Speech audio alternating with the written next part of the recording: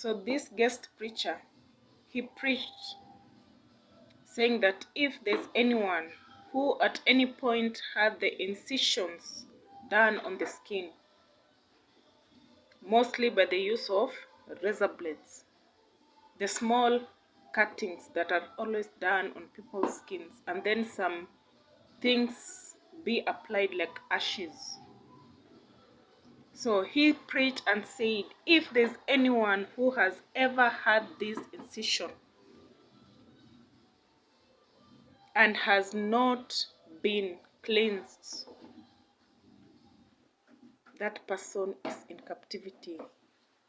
He or she is in torment of dark covenants. He or she has not been made pure. So while he was preaching, while in the church, I was reminded of the incisions that were made on us when our mother took us when we were young. And I remember it was an old woman. Using a razor blade, he made some cuts on our skin. Mine, and it is on the hands, the upper part on the hands, 2 marks on each hand. And then there is another one that was made on the chest. And I remember there's another one that was made on the side part of the head. So after the service, because the preacher said, lazima ukate kitovu, you must cut that cord so that you be free. So after the service, I went to Pastor Priscilla and I was open to her. And I said to her that I'm making known my nakedness. I explained to her that when we were young, because of the witchcraft that was in Mabanga, our mother took us somewhere in Ranje. I remember it was just somewhere in Ranje, and these things were done on us. So Pastor Priscilla said to me that I should organize in the middle of the week so that I should go for prayers, the sanctification prayers and cleansing prayers at their home in Lurambi. So this same week, remember it was on a Thursday, I was able to go to Pastor Priscilla's house, home in Lurambi. And while there, I explained everything to her. I told her about the marks on the hands, and I told her the other that was done on the head sideways, and I even showed her the other one that was now on my breast. So I was telling her this and my marks, and I showed her, because this other one it is just on my breast, on the skin of my breast, on the top part of my breast. So she explained to me and said, Pastor Priscilla went on and explained to me that it is not that this incision was made on my breast. The incision, the cuts, they were made when I was young. And this was made around the area of my heart or my soul. But because I have grown up and the breasts have formed, the breasts were able to pull that skin up, so that now it appears that the incisions were done on my breast, but it is not on my breast.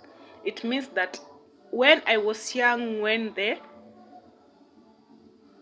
incisions were made there at my heart, my soul area, it means that my soul was connected to the dark world. But now that I have grown, I am a woman and the breasts have formed. The breast is the one that pulled that skin up, so that one may see that the incision was made or done on my breast, but it was not on my breast. It is that my soul was connected to the dark world, the dark covenant. So I thanked her for that explanation. And after that, she was able to take me through repentance. And after that, he finalized with the final prayer.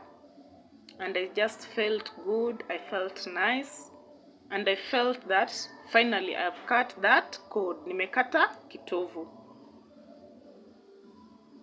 So after this, I just continued with my prayers because I knew that with the dark covenant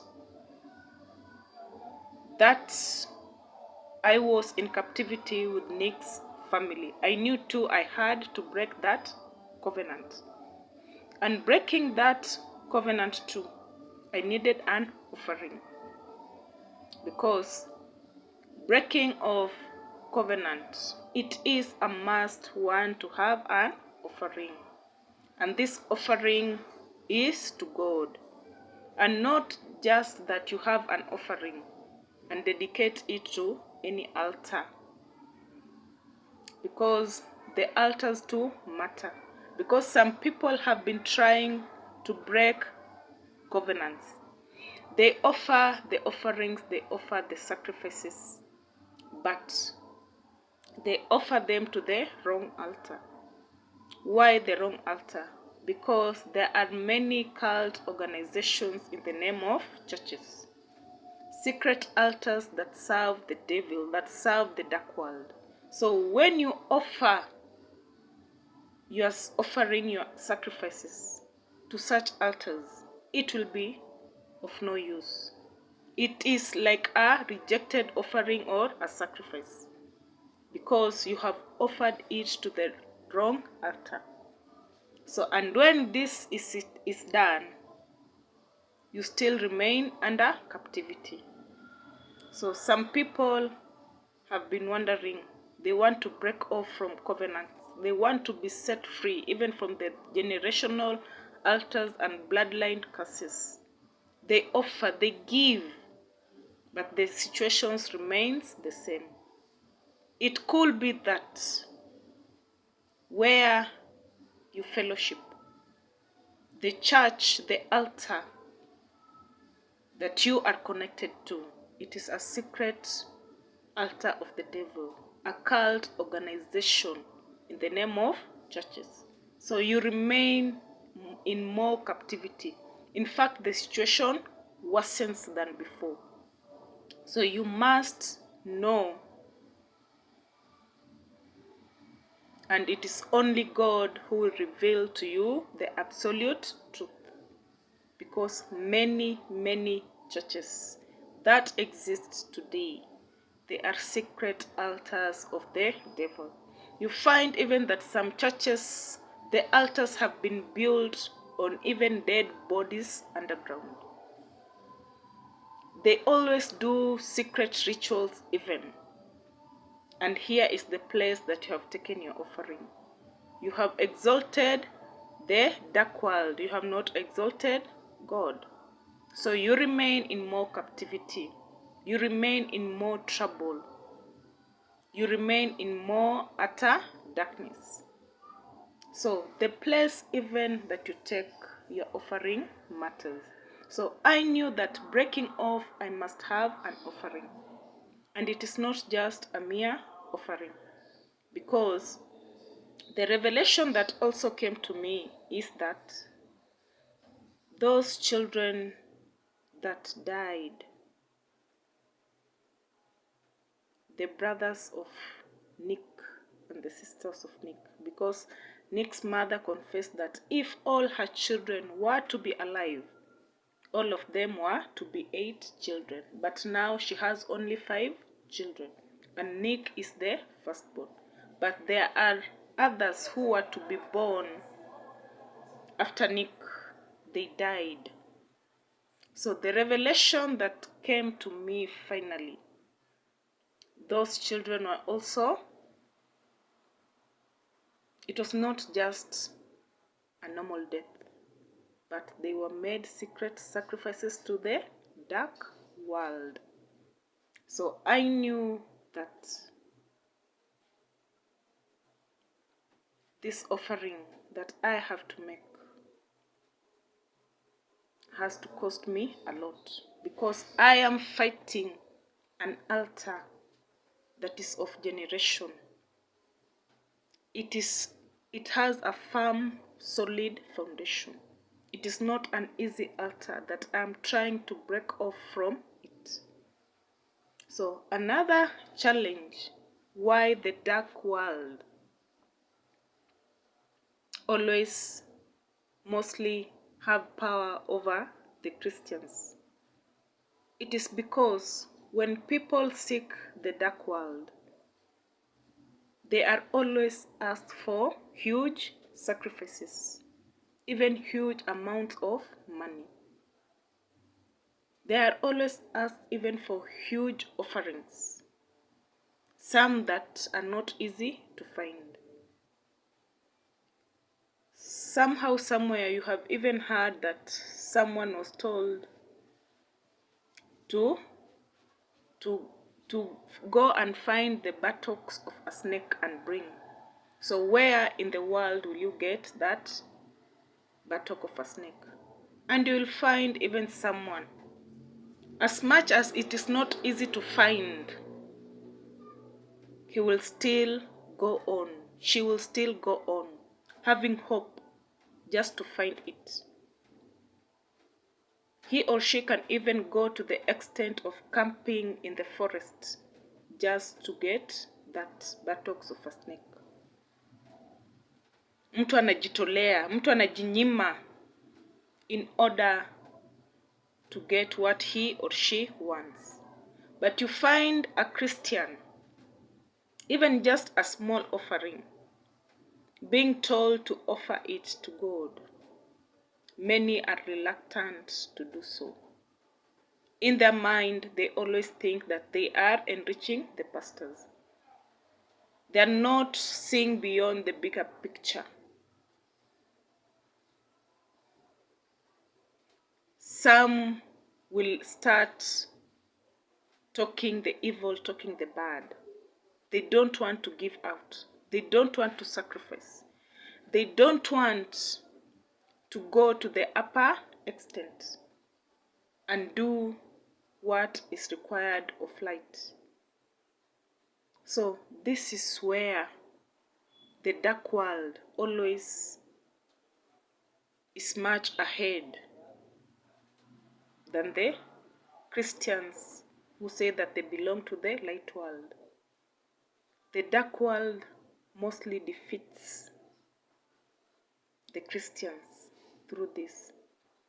You find that even someone who seeks the dark world, even if he or she is told that they need a sacrifice of 6 people, he or she will make sure that he has given out that sacrifice, not minding the cost. But a Christian,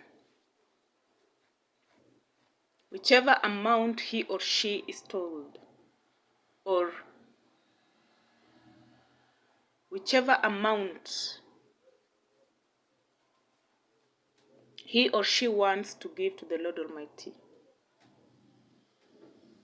utapata najifinya, atataka afiche. Remember, a good example is Ananias and Sapphira. What did they do? They tried to hide from the Lord what belonged to the Lord, and they ended up dying. So in the same way as Christians, in the offerings, in the sacrifices to the Lord, you have, but you don't want to give. You are hiding from the Lord. So you end up dying. You end up in more and more captivity. You end up stagnated. That is still death. Because death, it is not just that you physically have no breath, but you can live, but your life is as good as death. That is still death. So this is how the dark world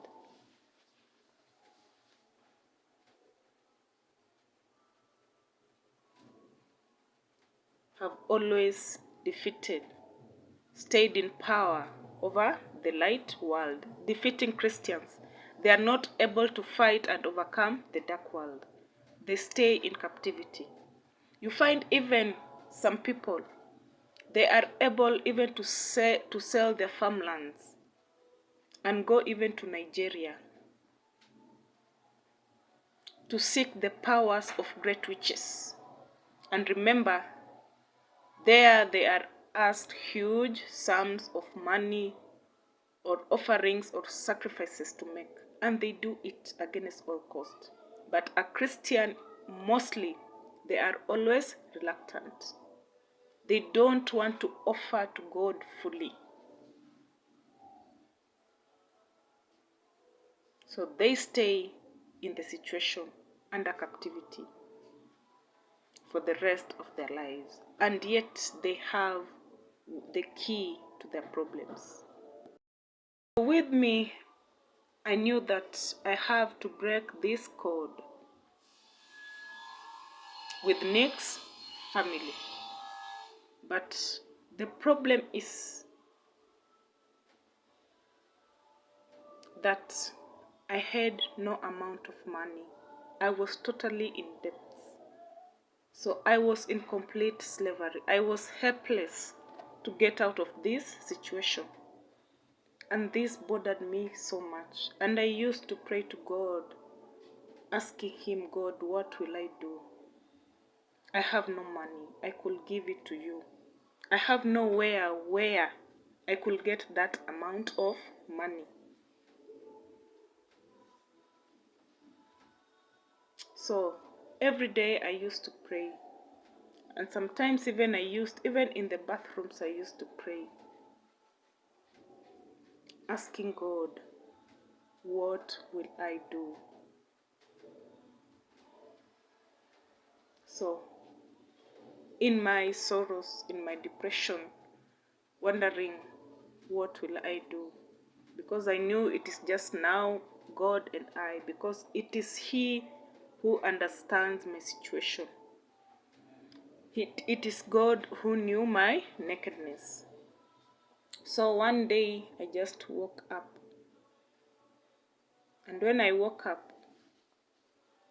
we had a computer that Nick had turned it into a TV.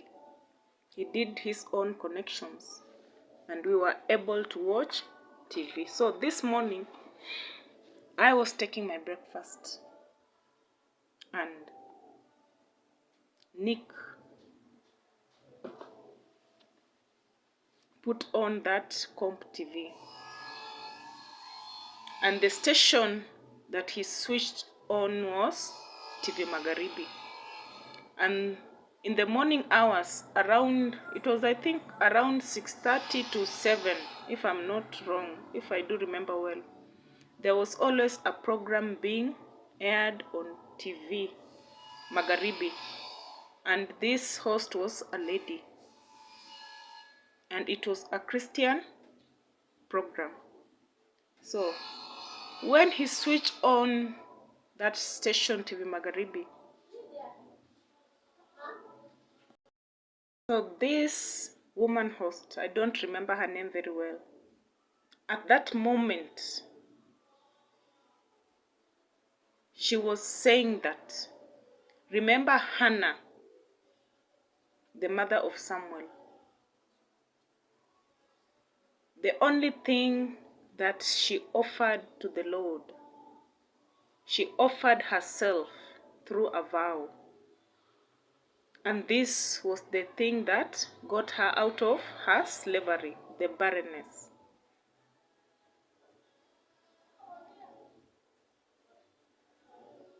So she was expounding on it, saying that no matter the situation that you are,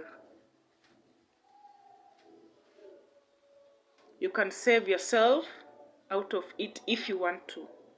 So at that moment, I just fell at peace.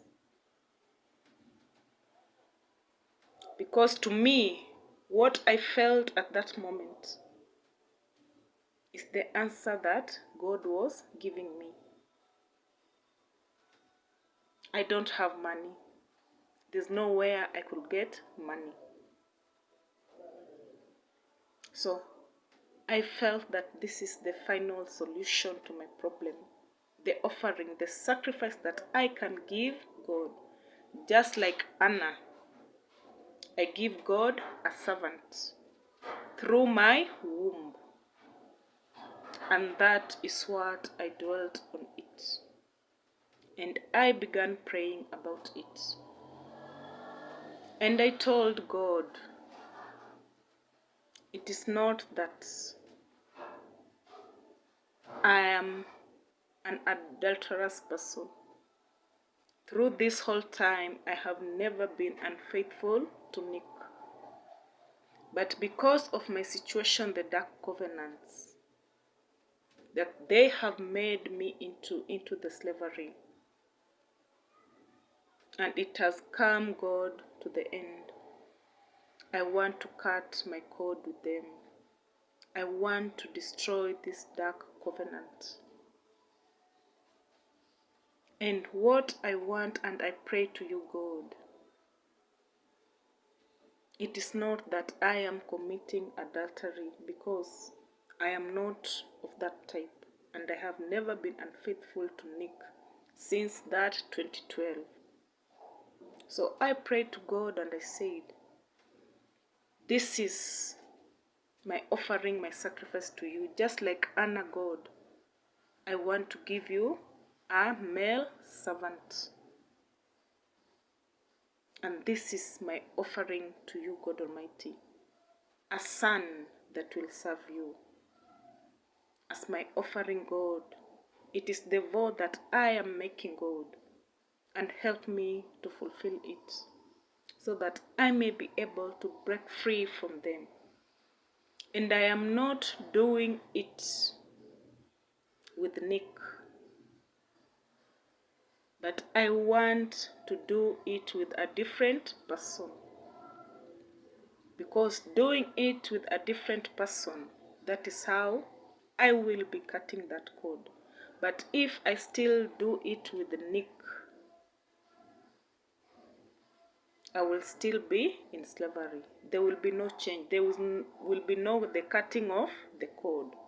Because my first two children are their bloodline. And if I do it and have a kid with Nick,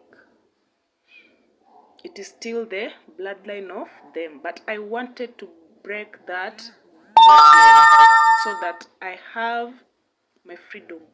I cut the cord. So I told God that I will do it with a different person. And I kept on praying about it. I kept on praying about it.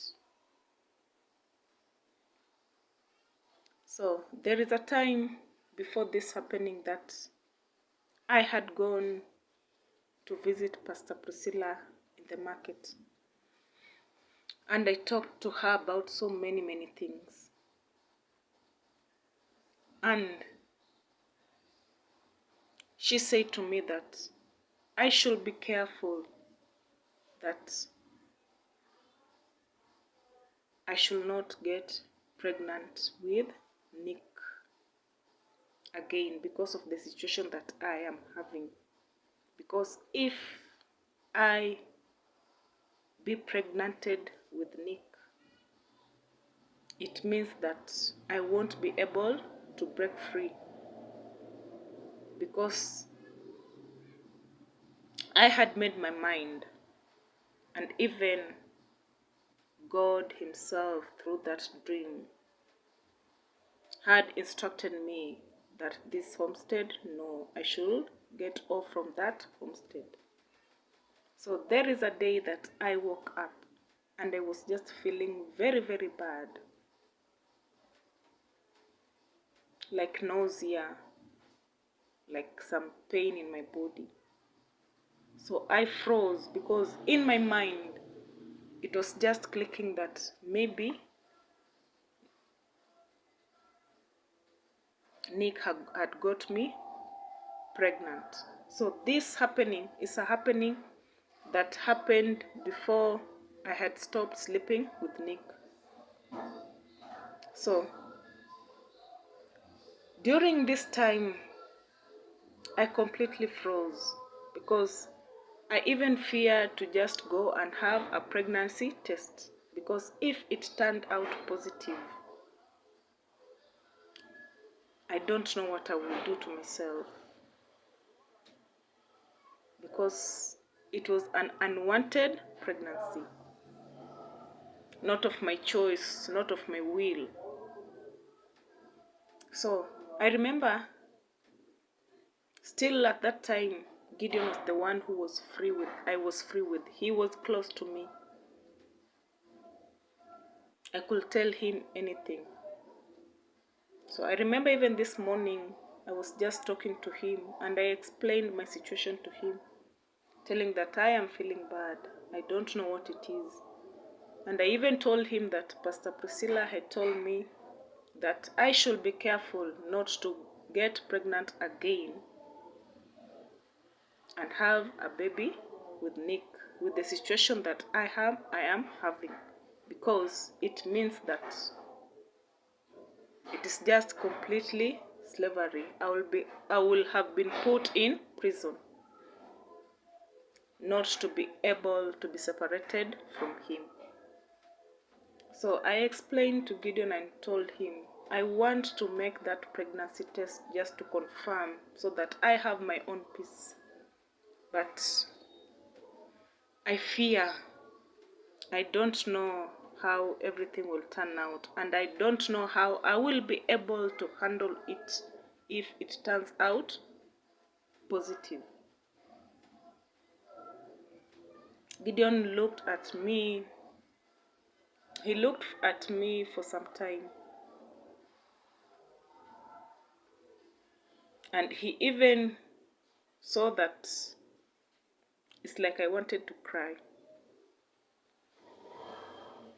But in the end, he told me that he will help me.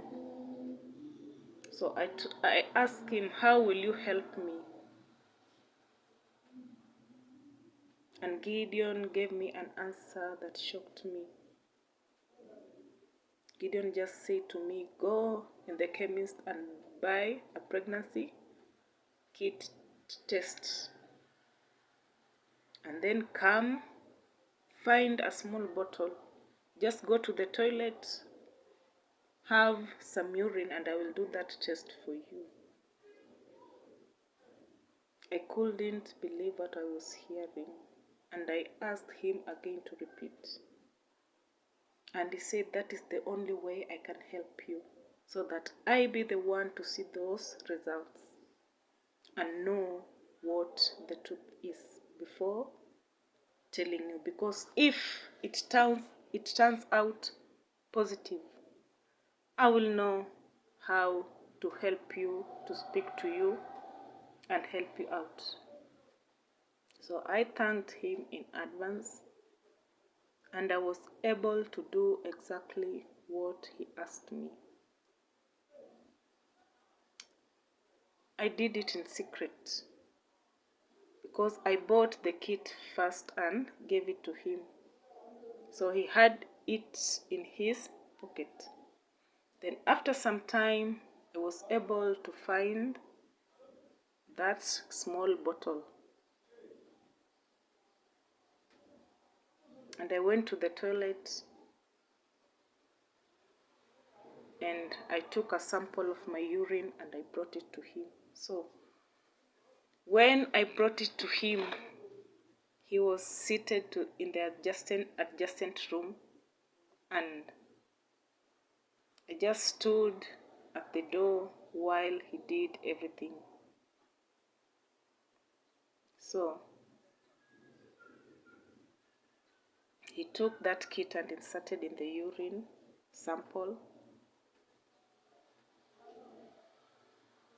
and I was just there standing nervous. But when I saw him smile back at me, I knew that nothing was bad, and there I relaxed. So Gideon told me I'm not pregnant. So this thing happened before I refusing to sleep with Nick, after seeing the evil spirit coming out of him.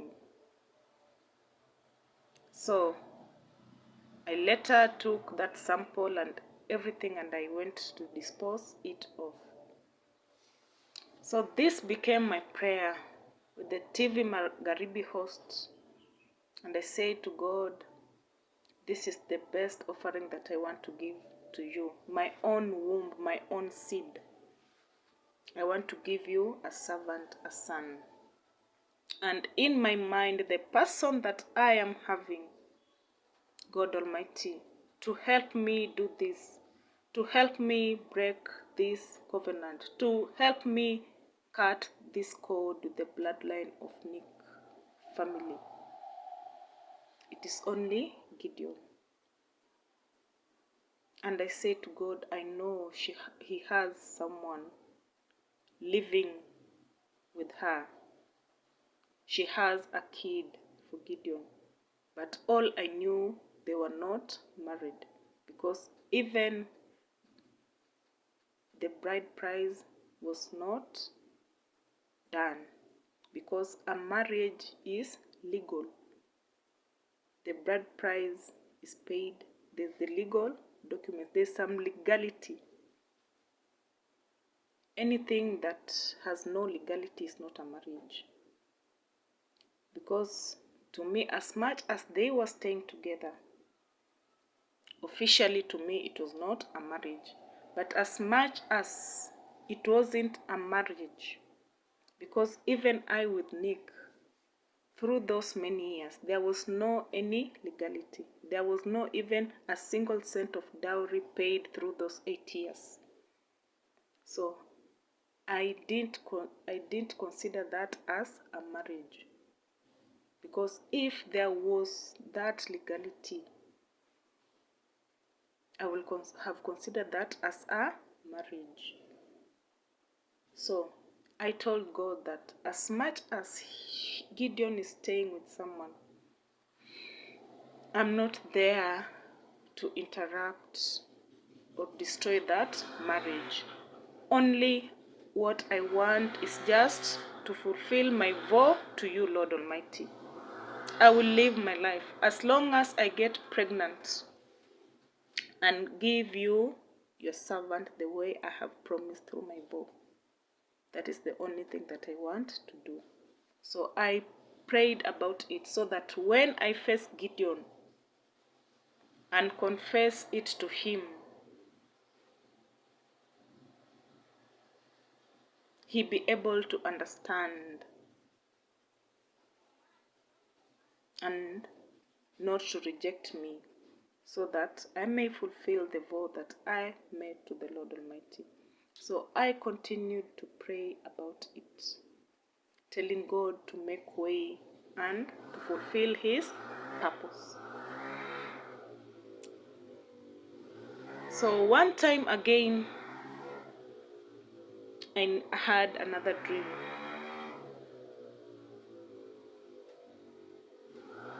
Because after those prayers, I just one day gained courage, and I went to see Gideon. And I explained to him, and I told him, Gideon, there is a vow that I have made to the Lord Almighty. I want to break free from Nick's family. Nataka kukata kitovu, to break that code, to break that bloodline, so that I be set free. And through this vow, it is my offering, it is my sacrifice to the Lord Almighty, exalting what is of God in my life, because there is nothing I have to give Lord Almighty. It is the best that I can give, the best that I have to give God. And I told Gideon, just like Anna I want to give God a son, and it is not only a son, but a servant of the Lord Almighty. And I explained more to him, and I told him, it is not that through this child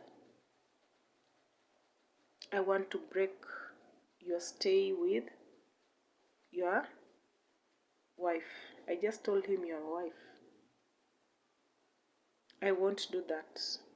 I'm not here to destroy. I only want to fulfill my vow with the Lord. Even whatever happens to me in the end, I will be able to take care of this child alone. And I explained to him more, saying that through all the years that I have stayed with Nick, because Gideon too was familiar with Nick, they knew each other. So I explained to Gideon, and I told him that I have never been unfaithful to Nick. All the years that I have stayed with him, I've never been unfaithful, even though I've found him cheating on me, but I have never been unfaithful. So that he should not see me that I have been an unfaithful person. It is only that I want to fulfill my vow that I have made to the Lord Almighty. So Gideon, by the grace of the Lord Almighty, he was able to accept it. Gideon was able to accept it. So I just fell at peace, and I thanked God, because if it was not for the grace of the Lord Almighty, even Gideon would have rejected that vow and denied me that chance. But I thanked God, because now I knew that I was being set free. So the dream that followed is that one night I dreamt that I was alighting from a Nissan. It was a vehicle, and this vehicle was a Nissan. And inside this Nissan, it was just full of darkness. But when I was alighting from this Nissan, at the door is when I was just seeing the light. But when I was alighting, the dress that I had worn, the top, like the blouse, as I was alighting, the bottom part, on the front part near my stomach, it got stuck in one of the chairs that is near the door of that Nissan, and my stomach got exposed. But I was able to pull off from that car of the Nissan, from that seat of the Nissan, and I was able to alight from that Nissan. But as I alighted from that Nissan, I stood. So as I was alighting from that Nissan, I stood. And when I stood, suddenly Gideon appeared. And when he appeared, he embraced me, and he took hold of my hand.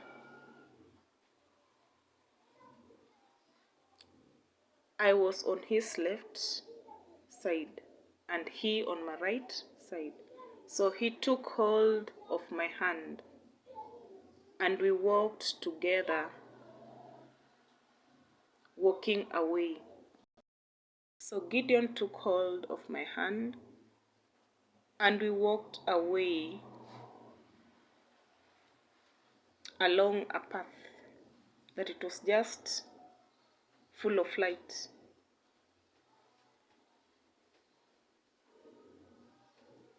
him still holding my hand. So this is the dream that I had. And when I expound on this dream, at that time,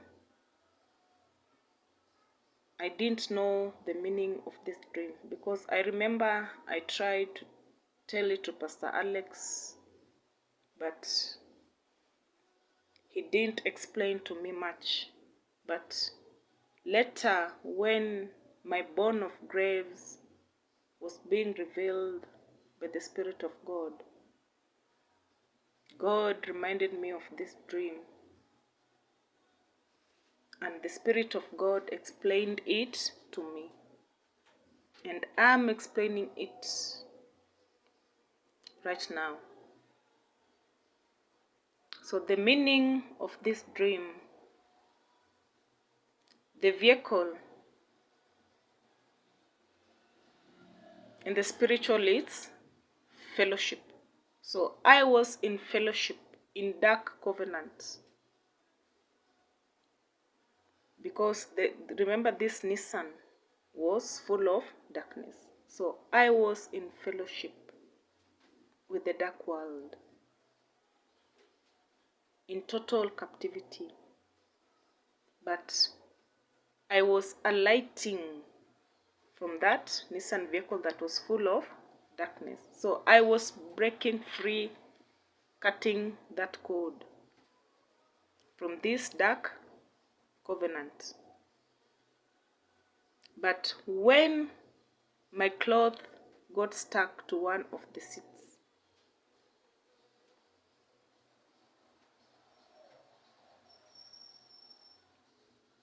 meaning that as much as I was breaking free from them, they didn't want to let me go. They wanted me to stay in their seat of their own glory that has no life, of their dark world and their dark covenant. But with the help of the hand of the Lord, I was able to alight and break free. And remember, when my cloth stuck on that chair, my stomach was exposed. The part of my stomach, the umbilical cord, was exposed. So the breaking free, kukata kitovu, through my own womb, the seed of me, is what was helping me break free. So as I stood there and Gideon embraced me, and remember, when I was alighting is when I was just seeing the light on the outside, and Gideon embraced me and took hold of my hand, and we walked away on a path, on a road that was full of light, meaning that I had gotten out of that dark covenant. I was on my way to the new covenant of light. And this new covenant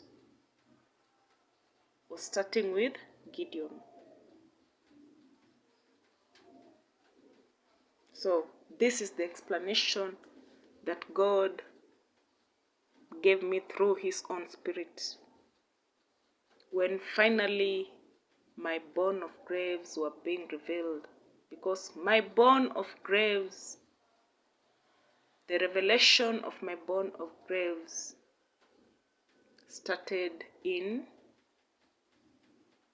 2022 after the August 8 elections. So after this dream, I had to plan with Gideon when this will happen.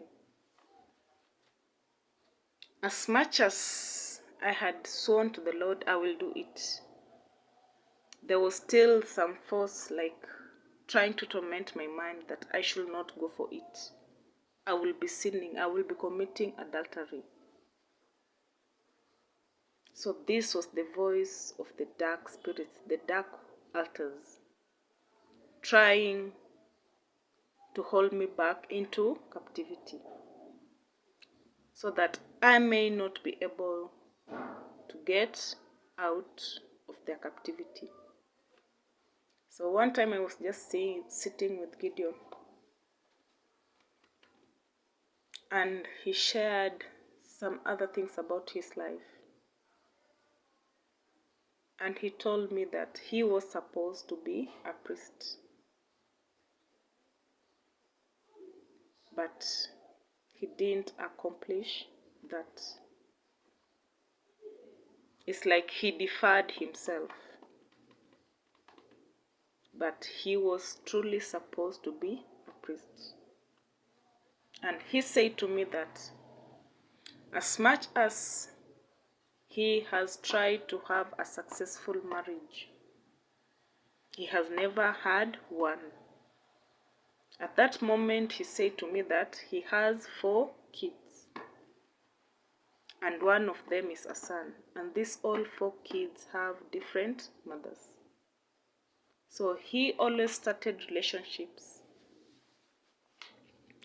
believing and having faith that they will end up in successful marriages. But something just happens and it is just over. The woman just goes away and has own life. So he talks to his kids. He even showed me the picture of his son, because he told me even that son, he never knew about his existence. Even when the mother got pregnant, she never told Gideon about it until later when the child was born and somehow he had grown up. It is when she opened up to Gideon and told him that he has his own son. So that is the life that Gideon had. And more so, Gideon one day shared with me a dream that he had during the night. Gideon dreamed that he was chasing a herd of cows from Lurambi in Kakamega. He was chasing this herd of cows from Lurambi in Kakamega to town. Remember, it is just a distance. And he was chasing them so that they may enter church. And he was chasing them from behind. Alikuwa anazifukuza hizo ng'ombe kutoka Lurambi mpaka Kakamega town akizielekeza kwa kanisa. So this is the dream that Gideon shared with me that he had. And I was telling him that you have a calling and you will end up serving the Lord Almighty. This is what I told him. And I remember he smiled about it. So also Gideon shared with me that he is the only son. The rest siblings are only sisters. And another thing, Gideon used to see me and he always said that, and my mother. He will see me mostly and just smile, feel happy, glad, and say, and my mother. Sometimes he will just greet me, or sometimes just hug me and say, "Anne, my mother." So Gideon confessed that her mother died some years ago, and her mother's name was Anne. The same name that I have. And he confessed and said that I always remind him of her mother. So that is why every time, mostly, he will just see me, be glad and say, "And my mother." Again, he was building a house. And this house he had established. But the only thing that had remained was the finishing. This house, it's only the finishing that had remained, and it was stagnant. So this is the life that Gideon had. Another thing that happened, one day I was sleeping in the house. It was around 4 a.m. in the morning. Then I got a call from Gideon. And he was asking for some help. He asked me that he was the Blue Line company.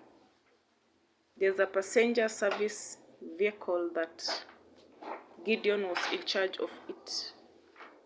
So he had called that morning, 4 a.m., asking me to help him. That passenger service vehicle had been arrested by the police in Nakuru, because the driver of that car had been found with some mistake.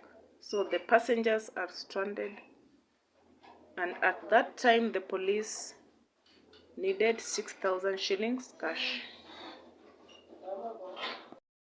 So they needed 6,000 shillings cash so that the vehicle will eventually be set free. So he was asking that I deposit that amount, and then in the morning, during the daytime, he will be able to refund that money. So he sent that phone number, and I was able to deposit to that driver of that passenger service vehicle. So as much as Gideon was there, but there were some things that surrounded him.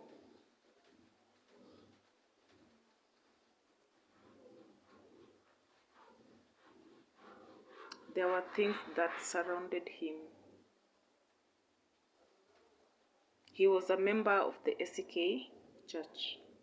So I had my covenant with Gideon, and I was able to explain to him, and I thanked God because Gideon was able to accept it, so that I may be able to fulfill my vow with the Lord Almighty.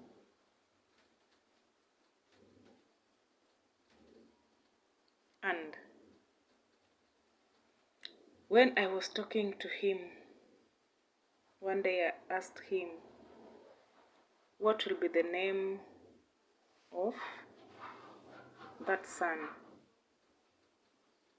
And he said to me that he had planned himself that if he was able to get another child, a son, he will give him a name, Exodus or Deuteronomy. So, and I settled on the name Exodus. So I told him, if this son is born, the servant that I am giving it to the Lord as my sacrifice, as my offering.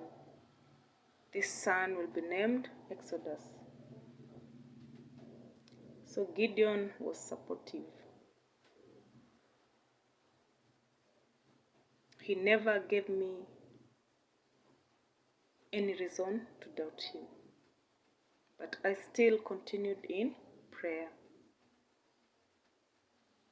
Always praying and telling God, let the day that you have planned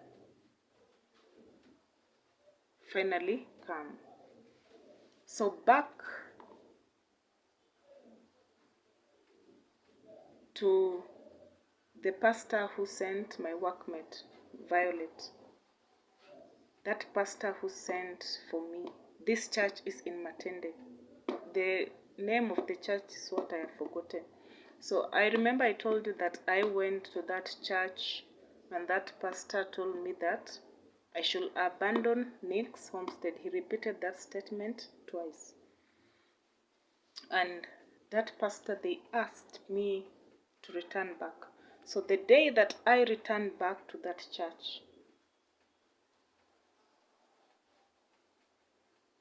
I went to the receptionist and I talked to him. And when I talked to him, he asked me, what do you want? And I told him I want to just break free from them. So I remember that receptionist, while sitting on that table with him, he took a white clothing, like a handkerchief, and put it on my head. As much as he was putting that clothing in my head, I became a bit confused because I remember that Pastor Alex and Priscilla, they told us one time that if you go to churches that they have or they make you or they command you to do some things first before prayers, don't do that. So this man put that white clothing on my head, but still I was just thinking about what Pastor Alex and Priscilla said to us before. So after that, he was able to put that cloth down, and he said to me that breaking free requires an offering, and you have to make an offering, an amount of money.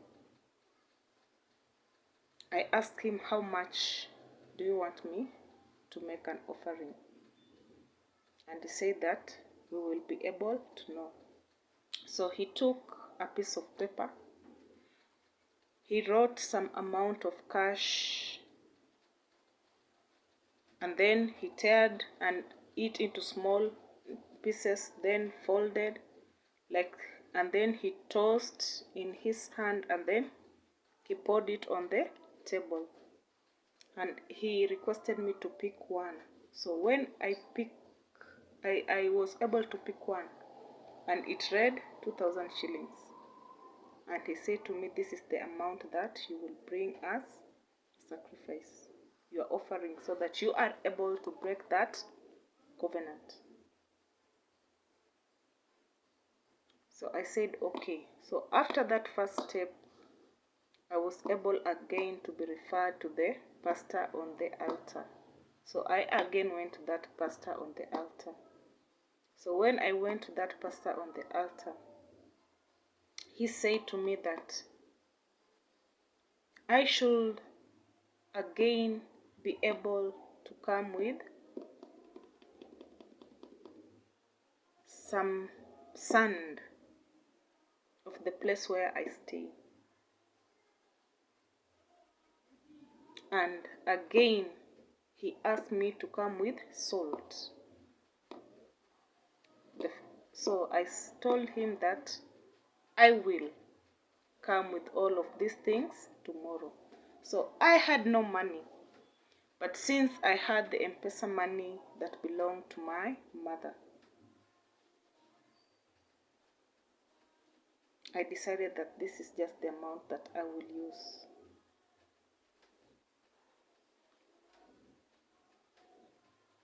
Desperate situations call for desperate measures, because I was totally in depression, just trying to get out of it. And it was only Gideon that mostly could understand me, helping me to get out of it.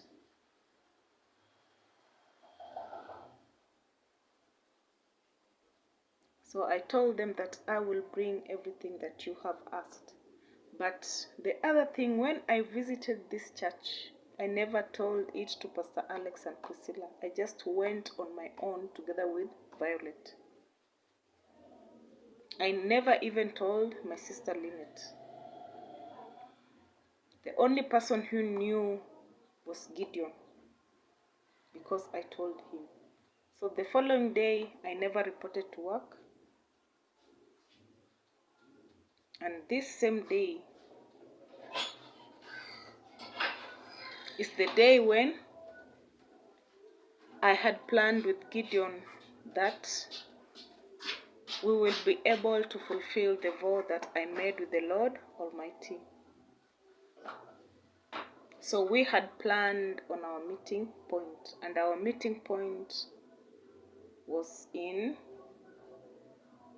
Ikonyero, at the house where Gideon was building and had become stagnant. So it was in his own belongings. So on this day again, I woke up, Nesta was sick. So first I decided to take him to a hospital, Kakamega Hospital, and then after that I passed by that church.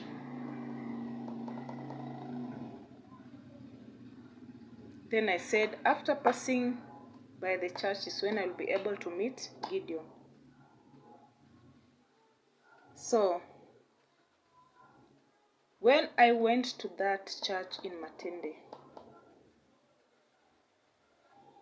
I went with the sand that I was asked for. I put the 2,000 shillings in an envelope and I went with that salt. So the pastor prayed for me, and he told me that as much as I am breaking free, I should remember that I have children who belong to that bloodline. And if they belong to that bloodline, they may end up being a nuisance for me. So what I must supposed to do is also to cleanse them. As much as I am praying, I should also speak and declare the cutting of the cords from my children, so that that bloodline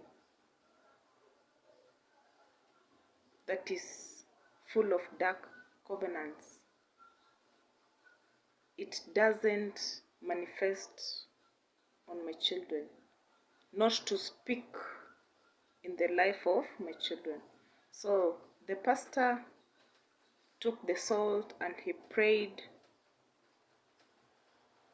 and I remember he took that salt after praying and he mixed it with that sand and he prayed.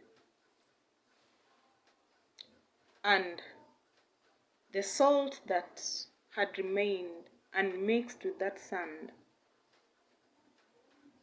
he told me that this salt,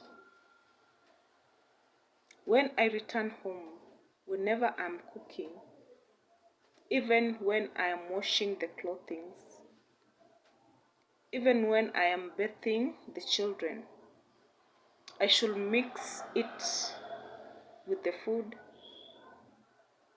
or even the water that I am using in washing and the water that I am using in bathing the children.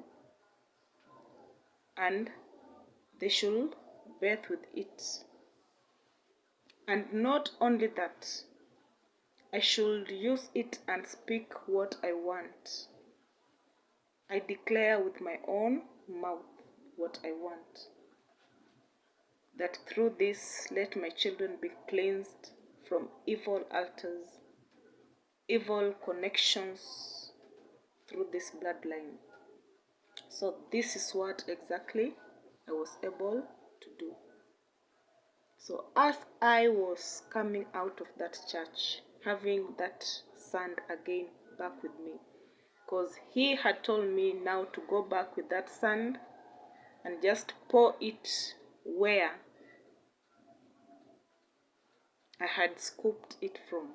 So as I was going back from that church on my way to Joyland, because I was not just heading straight to home, I had planned to meet Gideon. So just at the junction where I am supposed to branch and head home, and because I was not heading home, I had to continue on my way. Suddenly, in an instant, I never understood how this happened, but I was involved in an accident. Another motorbike from the other side decided to just cross the road with no alert, no indications, and he came and hit us. And when he hit us, we fell right in the middle of the road. But luckily, there was no vehicle coming on either sides. The road was clear. So, but when we fell down, my shoulder part, my left hand shoulder part, was crushed by the tarmac road. I had a wound one was able to see, like a bruise. The top skin was just scooped off. But all my mind was on my son Nestor, because what made me have that bruise is because I tried to protect Nestor. Because when we fell,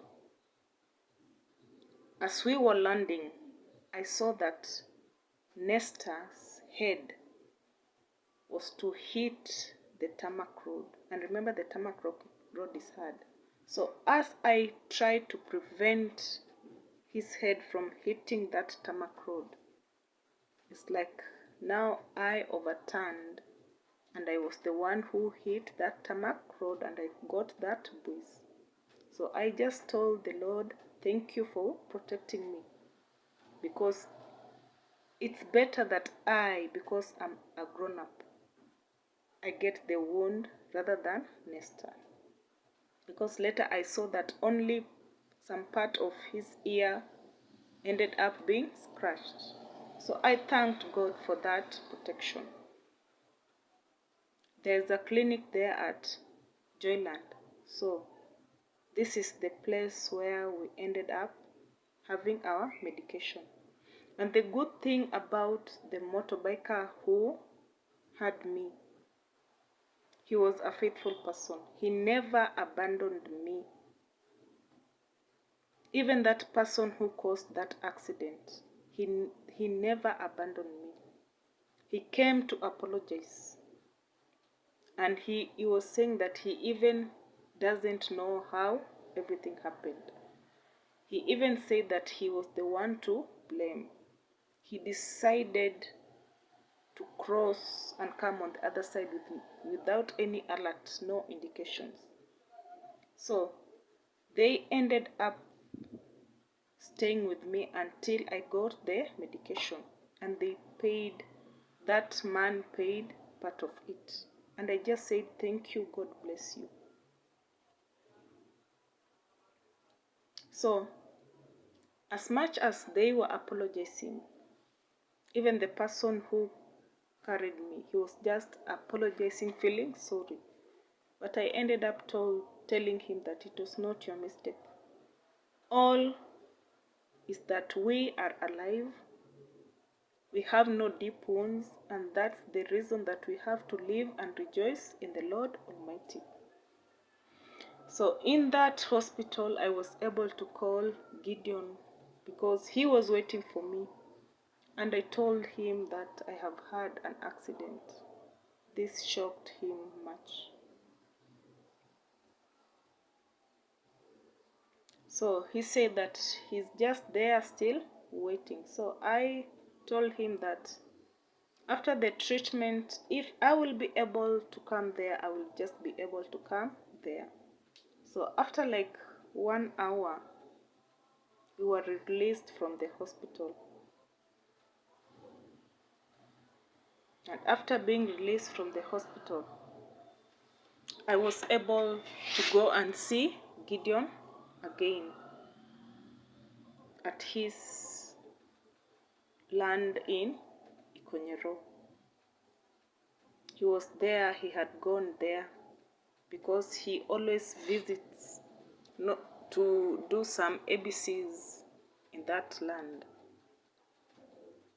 So I went there. He looked at my wounds, he said sorry. But we just stayed there, we chatted, and I was able even to just see what he was doing in his own land. I was able to see that house that he had established. It was only the finishing that had remained. So we just talked for some time, and around 2, I went home back in Joyland. I was able to report that sand that was mixed with salt. And another thing that Pastor had told me that I should continue praying, because what I have done, I will experience more of the fights, more of hit back. Even some things will break in the house. So I just poured out that sand and decided to go back to work. So on reaching my workplace, people saw that wound. And I explained to Violet about that wound. And now Violet told me and said to me that, sorry, I forgot to tell you. So she said to me that I forgot to tell you, I forgot to warn you to be careful with that sand when you carry that sand. Sababu mostly hubeba mikosi. Because it is a sand that you have scooped from a land that belonged to other people. You never know the rituals that was done on that land. You never know the covenant that that part of land has. So when you carry that land, that sand, and take it to another different environment, it's like they monitor you. So if you're not someone in deep prayers, just that sand only, you being in possession with it, it may end up costing your life. Some people even die because of being in possession of that sand that doesn't belong to them, because no one knows the dark covenants, the rituals that were done on that piece of sand of that land. So I told Violet, it's done, it's done. I am alive because of the grace of the Lord Almighty.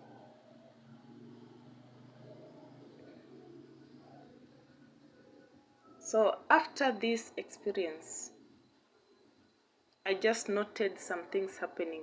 in my house. The fights broke between I and Nick.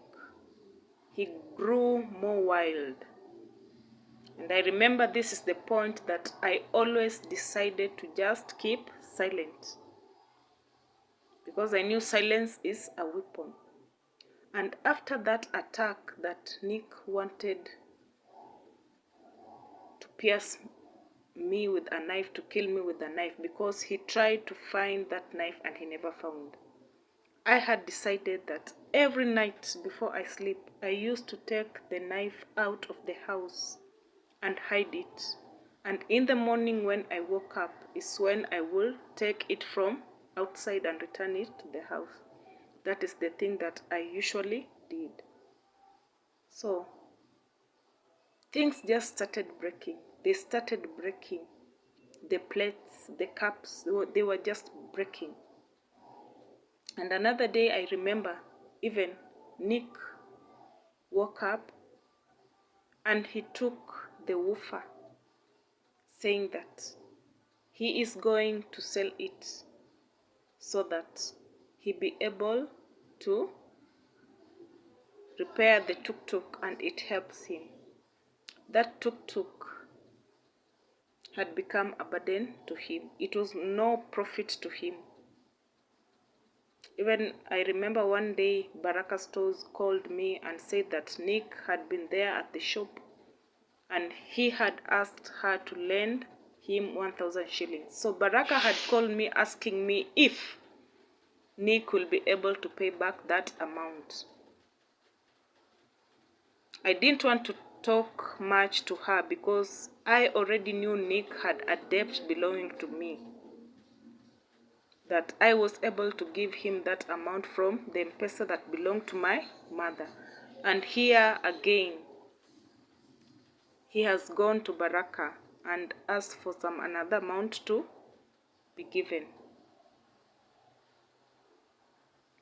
And the way Baraka was talking to me is like, it was like a suggestion indirectly that I should help in refunding that money. So I just kept quiet and just said to her that he will return that amount. But I knew returning that amount will be a burden. So I noted so many things.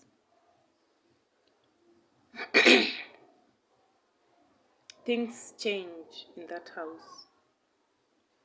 And all I could do is just look on and be silent. Even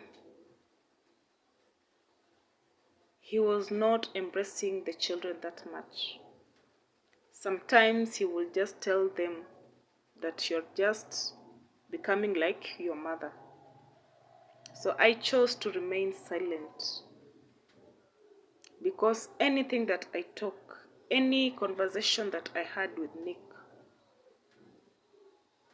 it turned to be a bitter conversation. As much as I tried to answer him, he will sometimes even say that namjibu na madharau na rudeness. So I decided just to keep quiet. So another day I came from work and just from nowhere, Nick asked me, what do I always do with Gideon? And why was there a message in my phone that Gideon had replied that he is from the bathroom?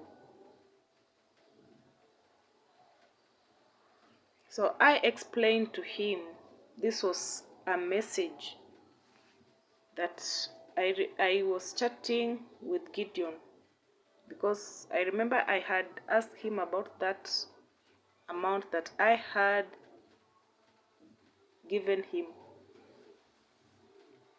and he hadn't picked his phone call, and it's like he got the missed call and he had replied to me that he had got it from the bathroom. He was just from the bathroom. And I think when he sent that message, Nick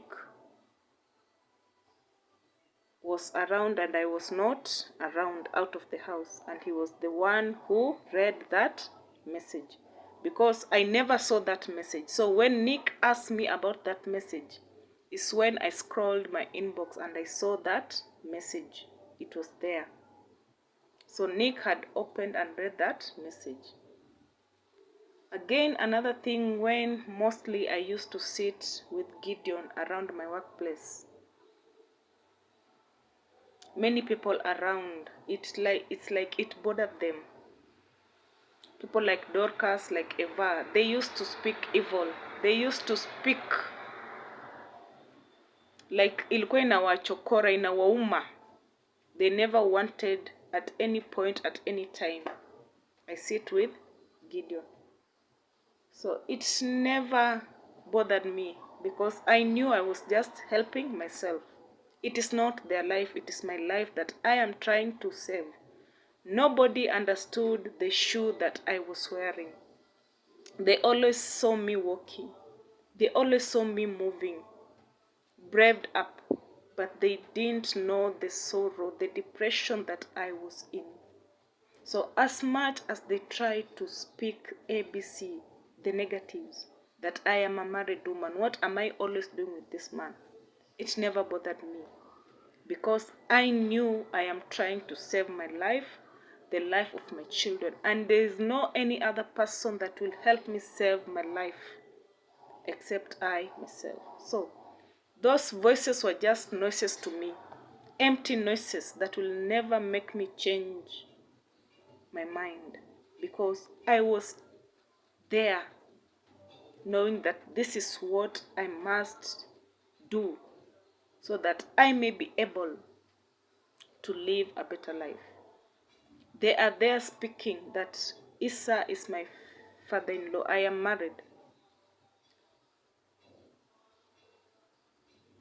They knew Issa, and with Issa, Nick's dad, he had painted a picture to them of the good man.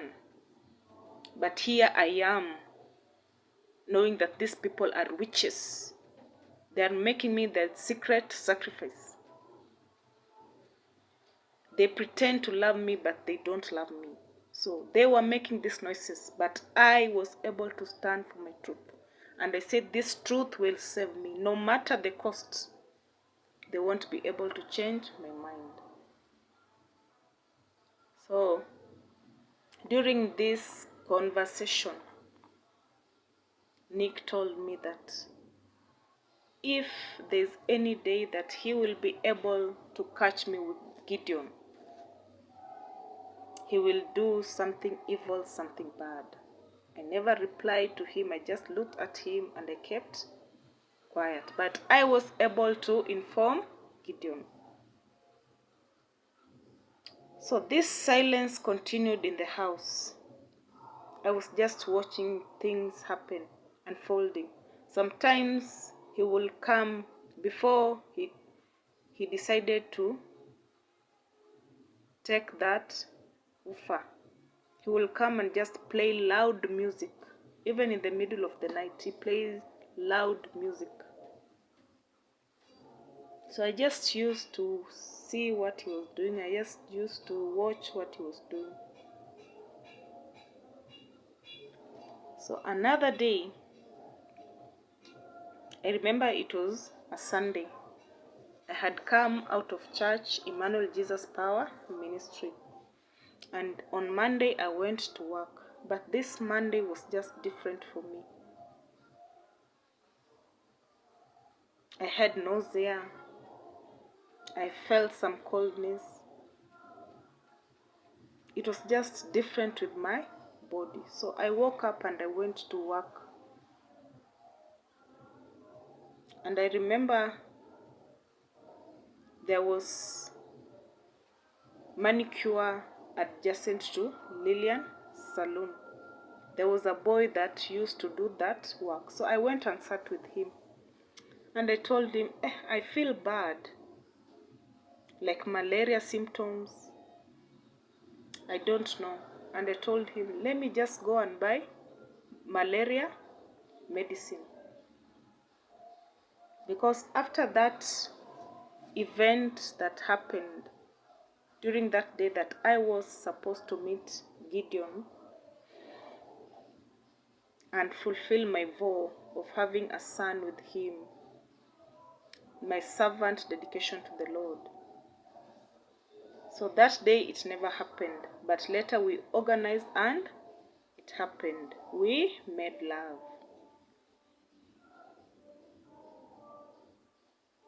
And when I made love to Gideon, before I made that move, it was still bothering me.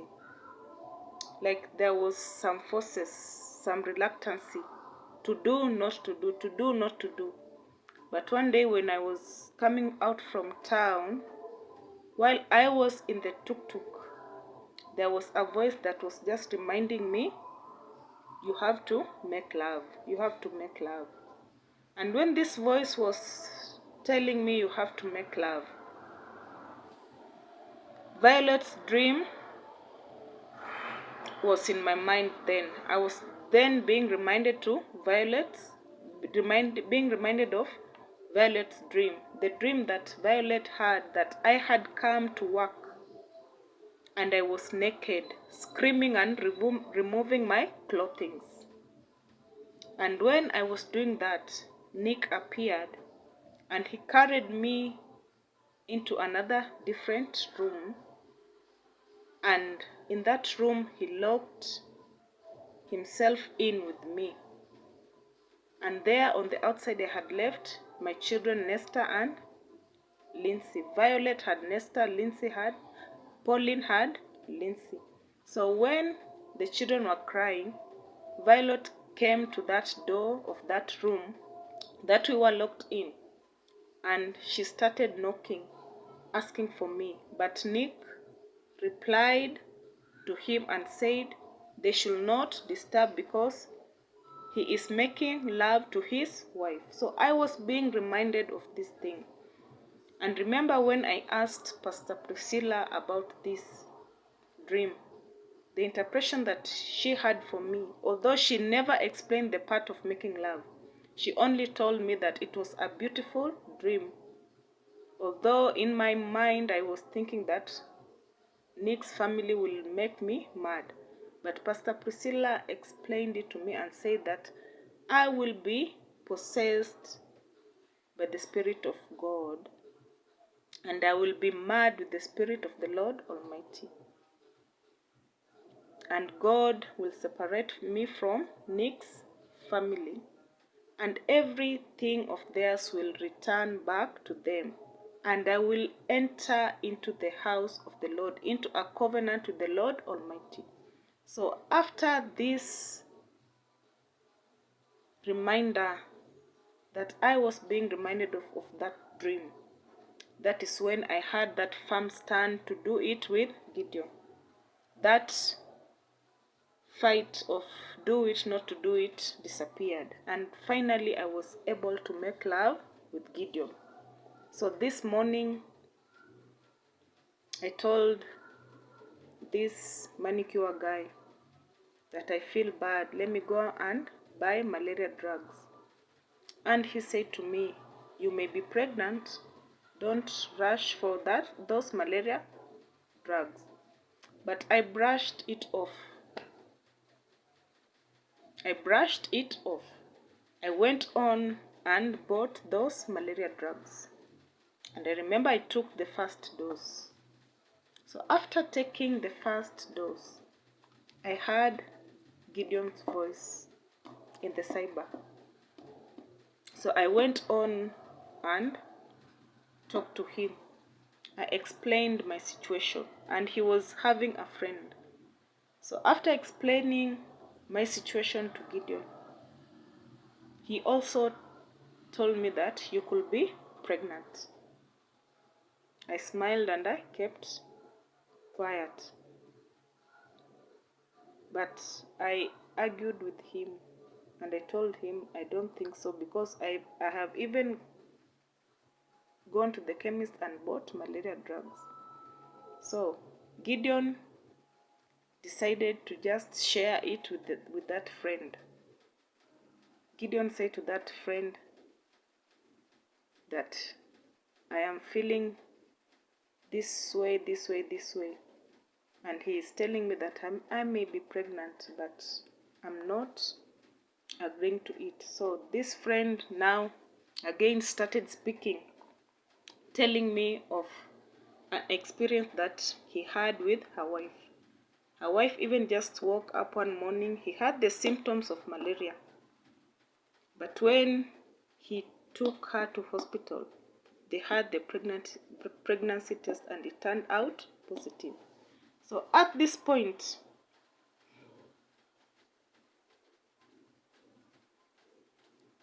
I decided maybe this is a secret voice speaking to me of the truth. Because now the voices have become 3, just telling me about the same thing: you may be pregnant. So I decided to go and buy the pregnancy kit. And I bought that kit.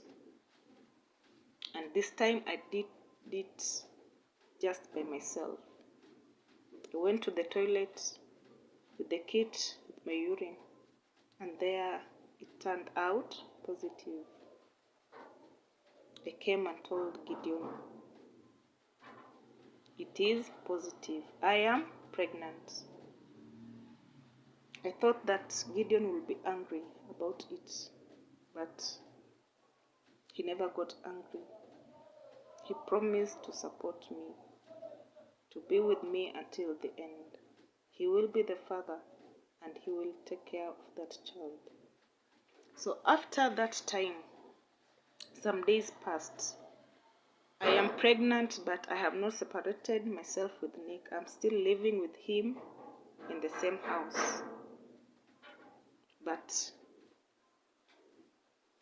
as much as I was sleeping with him in the same house, he used just to sleep alone. He never bothered me again that making love, anything, because he had confessed to me that he was fed up totally with me. Hana haja. He's just totally fed up. Kama simpendi, wacha iwe hivyo. So one night, I had just cooked, eaten, and Nick was from work with the tuk-tuk. So this night, it was around 9. So I was planning to go to sleep, and Nick had come, and all of a sudden, Nick stood up, took the keys of the front door, and he locked the door and put the keys in his pocket. Then he said to me, "This is my last day. I will never live again. And if I want, I should call my pastors so that they come save me. Because this is my final night. He is going to do to me what he pleases.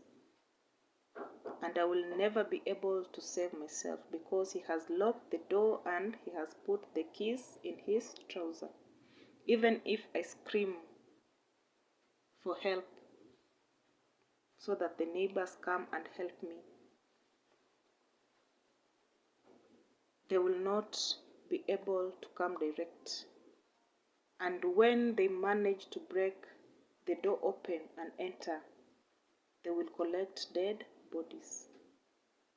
Even if they decide to call the policeman or the policemen, when they come, it will be too late because they will be collecting dead bodies." So this news terrified me. I had no hope, and I knew now this is my final night to live. I'm going to be killed, and it is not just me alone. It may be with my children or it may be me alone, or he may decide to kill me, kill the children, and then kill himself. So at that moment, my stomach just started burning from nowhere. It was just burning, and I was just in great pain. I was crying in pain, terrified, not knowing what to do. I never decided to argue with him. I just decided to keep quiet and feel the pain, and I was crying, coiling myself in pain. And he stood there close to me and said, even if I vomit blood, he will still accomplish what he wants to do. He's going to end my life. He's going to kill me with no mercy. So I sat looking at him, and he was just telling me, go call your pastors, go call your pastors, they come help you. But I knew I won't be able to call the pastors. And I decided, if I am to die, let me just die. I'm not alerting anyone. If I am to die, they will just hear and collect my dead body.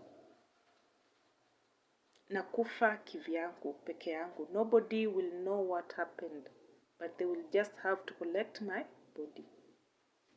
So I kept quiet. So I was asking, how will he kill me? So I was then asking myself, in that tuk-tuk of his, has he come with a panga?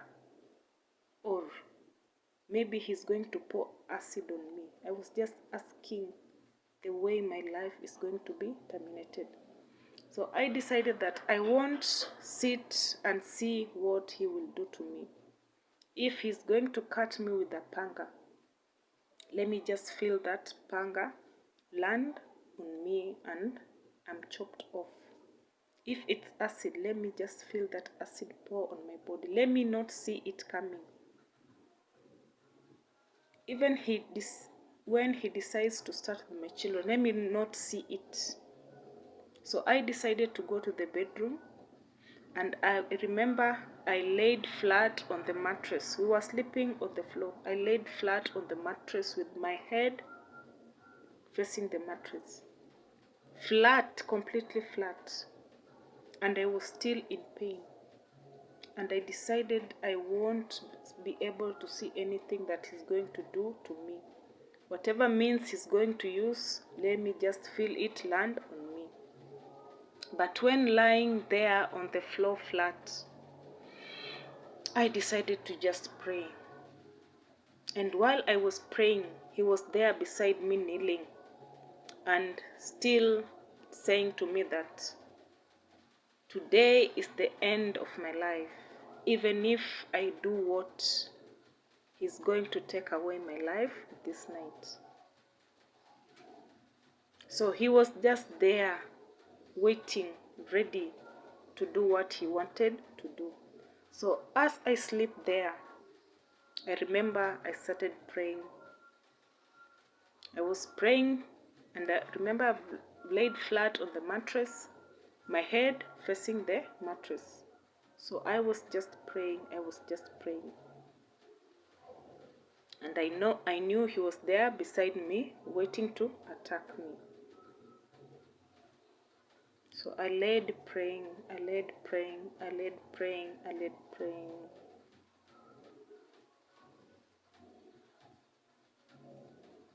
But later, nilishtuka kwa usingizi. And when I was woken up from this sleep, I woke up like if lost. And I could see my phone. It was almost 4 a.m. in the morning. And now I was just coming in my right mind. And I remember that I laid flat. Nick was there wanting to attack me, to kill me. And he was there beside me. And when I looked on the other side, I saw Nick. He was deep asleep. Then I was asking God, what happened? I'm supposed to be dead. This is the plan that was on my life, the death. And I remember I laid waiting for my death, but I laid in prayer. But here I am, woken up in the at that time 4 a.m. and the murderer, Nick, him too is deep asleep in an unknown world. That's when I knew that God had saved me. Through that prayer that I was praying when I laid down and Nick was there beside me waiting to kill me. That prayer did the miracle. And I thanked God.